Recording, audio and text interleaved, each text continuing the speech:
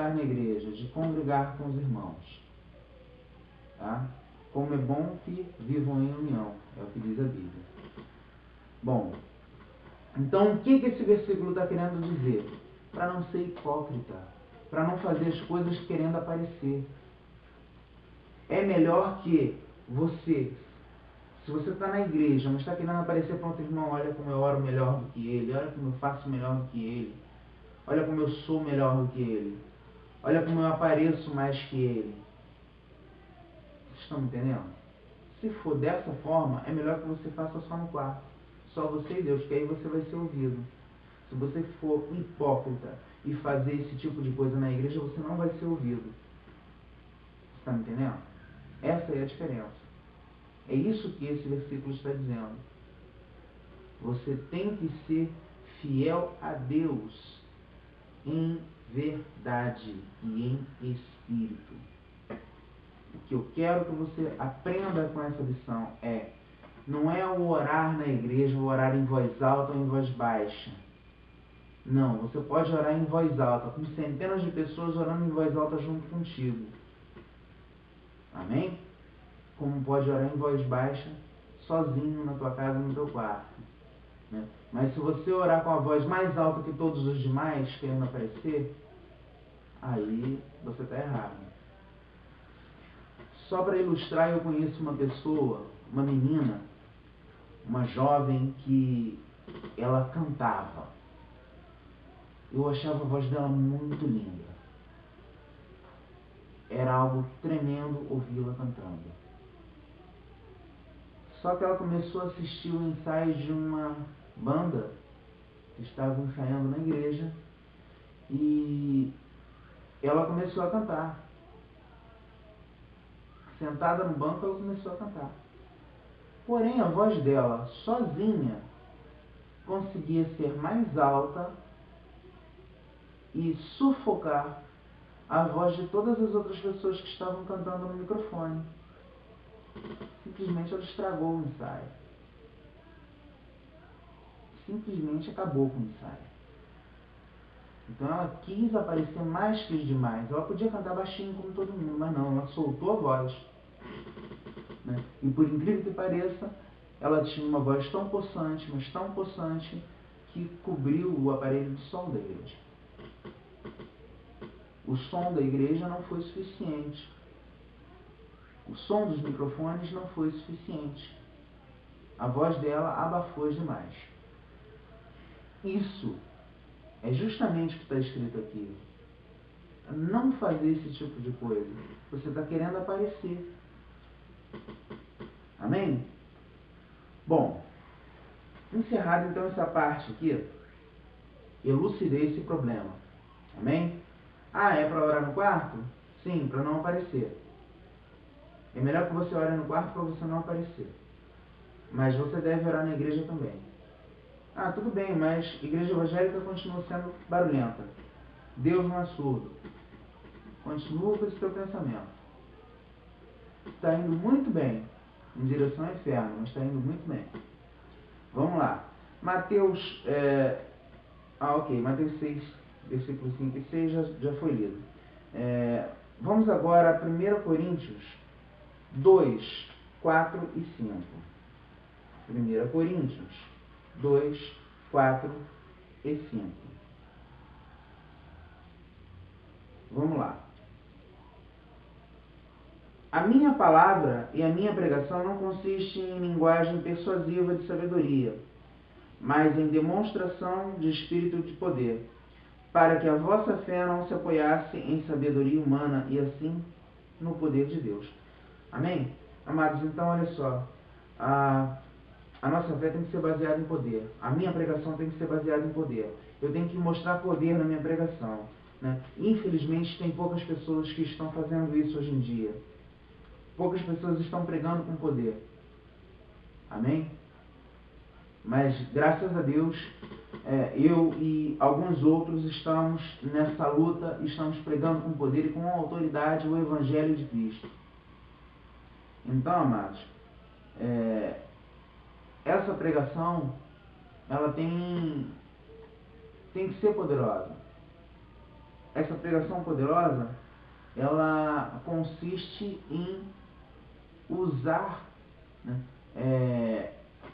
a forma de se expressar do seu eu interior, do seu estilo pessoal. Eu sou muito de pregar de forma linear. Porém, há momentos em que a emoção flui e aí a gente extravasa. E aí a voz sobe. Isso é normal. É o auge, como dizem por aí, é o êxtase da pregação. É o momento em que está fluindo. Ok? Isso não pode ser prendido só porque um ou outro acha que é barulho. Isso não pode ser parado, não pode ser prendido. Tem que fluir. Nós temos liberdade para isso. Tá? E quanto a isso, eu tenho uma coisa para dizer para vocês. Barulho não traz avivamento, mas avivamento traz barulho. Vocês estão entendendo? Barulho não traz avivamento, mas avivamento traz barulho. Tem muita igreja que quer fazer barulho querendo avivar, mas não consegue, né? Mas uma igreja às vezes é silenciosa e de repente vem um avivamento espiritual nessa igreja e pronto, bum, começa a se fazer barulho. O barulho tem tudo a ver com o avivamento. Amém? Então, a isso responde. Por que alguns pastores gritam tanto? Por que algumas igrejas são barulhentas? Porque são igrejas avivadas. O Espírito Santo tem liberdade nessas igrejas. O Espírito Santo gosta de fazer barulho. Você deve estar achando que é heresia isso aí, mas não, é uma realidade. Eu provo isso aí para você. Eu provo. O que eu pedi para você fazer primeiro? Abrir Atos 2. Amém? Vamos elucidar então Atos 2. Quem estava, primeiro ponto, quem estava no local? Aonde era o local? Segundo ponto. Vamos a esses dois pontos primeiro. Quem estava no local?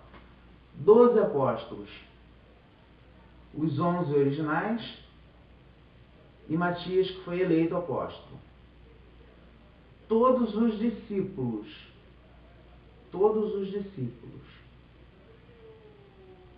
As mulheres. Maria e as mulheres. Vamos botar 12 apóstolos. Vamos dizer 20 discípulos. Mais 10 mulheres. Só um exemplo. Apóstolo, discípulos, mulheres. Vamos chutar por alto 50 pessoas. Amém? Então matamos assim, um chute por alto, 50 pessoas no local. Agora, onde era o local? É o ponto 2. Era um cenáculo. O que era um cenáculo? Se você procurar cenáculo na Bíblia, em livros, até mesmo na internet, você vai entender que o cenáculo era uma espécie de sala de uma casa. O cenáculo era um salão grande, pertencente ao quê? Uma residência. Era uma casa com todos os cômodos e um cômodo grande chamado cenáculo. Naquela época, algumas casas possuíam um segundo andar. E o cenáculo, em algumas casas, ficava no segundo andar, outras não. Não sei ao certo este cenáculo, se era primeiro ou segundo andar, acredito que seja no primeiro andar de uma casa. O que acontece? Se é uma sala grande que coube 50 pessoas, nós estamos chutando até aí. Não sabemos, podia ter mais como podia ter menos. Tá? Sabemos que tinha discípulos, tinha mulheres, e além dos 12. Né? Bom, se é uma casa, né, eu quero que você imagine a sua casa e a sua sala, cheia de gente. Você imaginando sua casa, sua sala cheia de gente, fazendo um barulho ali. E eu quero que você imagine as pessoas parando no teu portão e ouvindo esse barulho. Dá para juntar muita gente? Você vai dizer não. Porque um barulho de 50 pessoas é um barulho médio. Não é um barulho... não é? É o barulho de uma igreja pequena.